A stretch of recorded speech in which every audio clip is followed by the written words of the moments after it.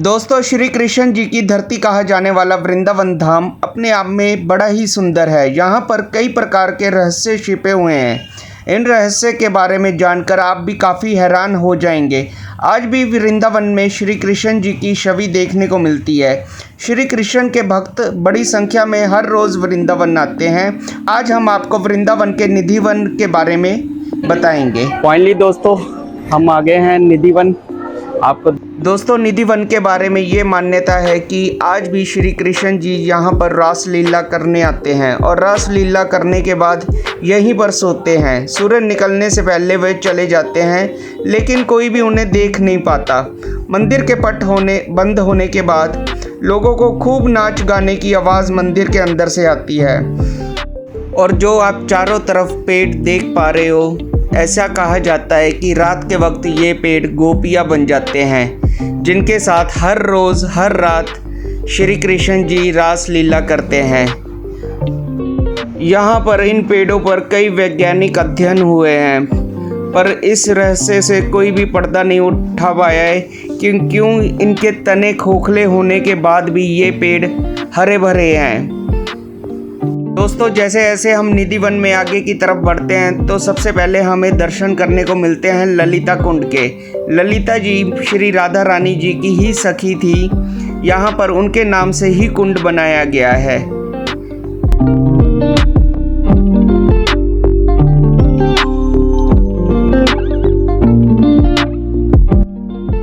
तो लीजिए दोस्तों, दर्शन कीजिए उस जगह के जहाँ पर स्वामी हरिदास जी ने बांके बिहारी जी के विग्रह रूप को प्रकट किया था। दोस्तों, श्री बांके बिहारी जी की मूर्ति को दिव्य युगल राधा कृष्ण का संयुक्त रूप माना जाता है।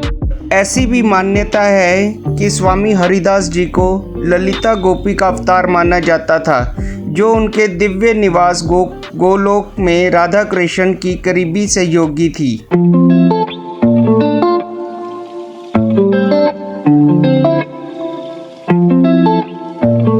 दोस्तों, निधिवन में आगे की तरफ बढ़ते बढ़ते अब हम आ गए हैं उस भवन की ओर। यहाँ पर गोपियों संग रास लीला करने के बाद भगवान श्री कृष्ण जी और श्री राधा रानी जी यहीं पर विश्राम करते हैं।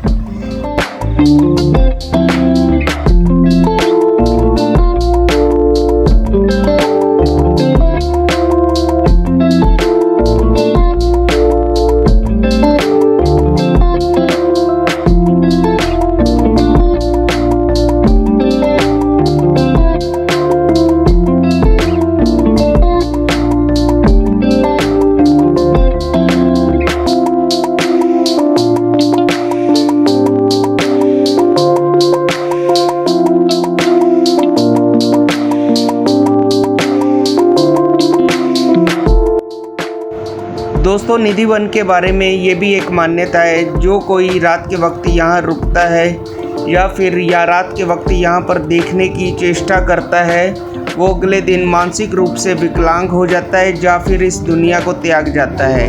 यहाँ पर आसपास कई लोगों के घर है जिनका यही कहना है कि रात के वक्त उनको घुंघरुओं की या कई बार बंसुरी की आवाज़ सुनने को मिलती है।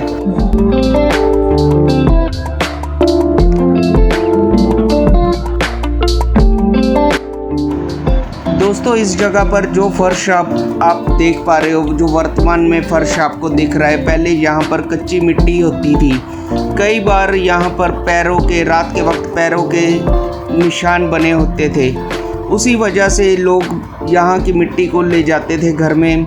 उसी वजह से यहाँ पर प्रशासन ने पक्के फर्श की व्यवस्था कर दी है।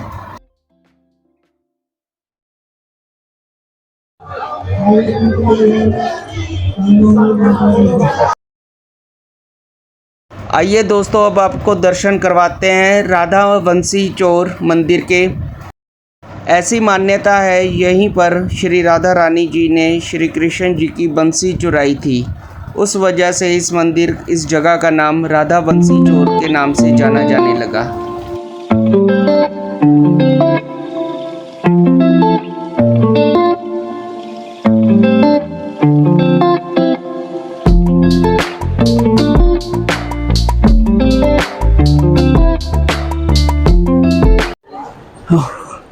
आ गए हैं दोस्तों निधिवन से बाहर। दर्शन करके, और अब आपको दर्शन करवाने के लिए लेकर चलते हैं बंसीवट और वहां से लेकर चलेंगे चीर घाट। ऐसे ही बने रहिए ब्लॉग में।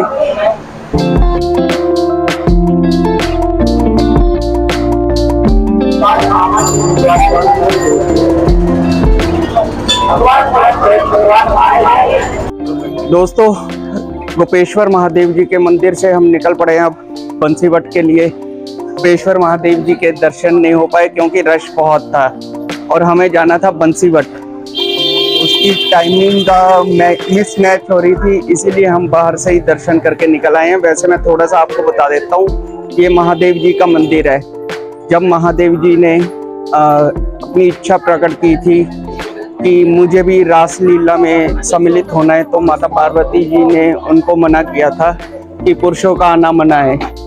तभी महादेव जी ने फिर यहीं पर नारी का वेश, गोपी का वेश धारण किया था। उसके बाद ही रासलीला में सम्मिलित हो पाए थे। तो चलो आपको दर्शन करवाते हैं बंसीवट के। ऐसे ही बने रहिए ब्लॉग में और ब्लॉग को लाइक कीजिए, कमेंट कीजिए और वीडियो को शेयर कीजिए। तो दोस्तों, गोपेश्वर महादेव जी के मंदिर से निकलकर हम आ पहुँचे हैं बंसीवट मंदिर। आइए आपको भी दर्शन करवाते हैं इस प्राचीन मंदिर के।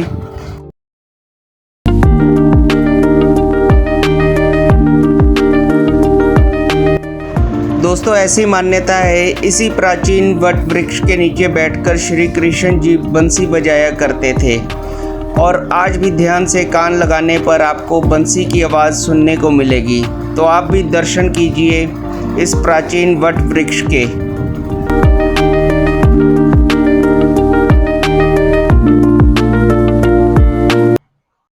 तो दोस्तों, बंसीवट मंदिर से निकलकर हम आ पहुँचे हैं केसी घाट, जो कि जमुना किनारे है।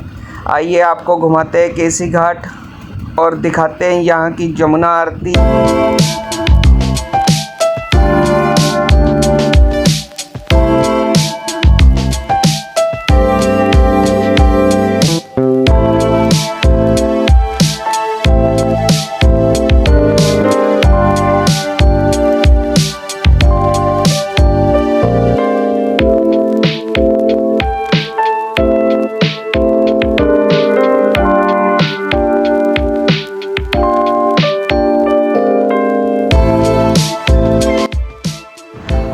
दोस्तों, जब श्री कृष्ण जी को मारने के लिए कंस ने केसी नामक दानव को भेजा था, तो उसने घोड़े का रूप धारण कर लिया था और भगवान श्री कृष्ण जी ने जमुना के किनारे इसी जगह पर केसी नामक दानव का दहन किया था। दर्शन कीजिए केसी घाट पर जमुना आरती के। राधे राधे दोस्तों, केसी घाट से हम निकल पड़े हैं चीर घाट के लिए।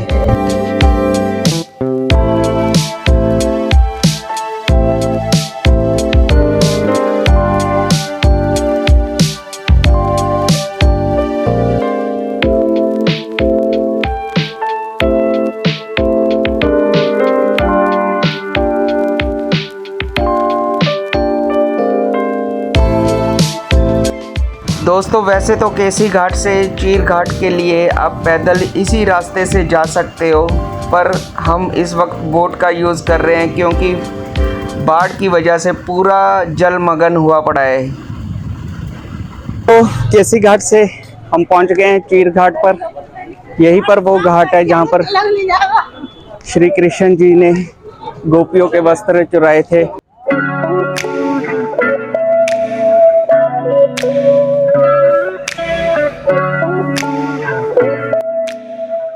तो दोस्तों, वृंदावन के परिक्रमा मार्ग से होते हुए अब हम जा रहे हैं इस्कॉन टेम्पल की ओर।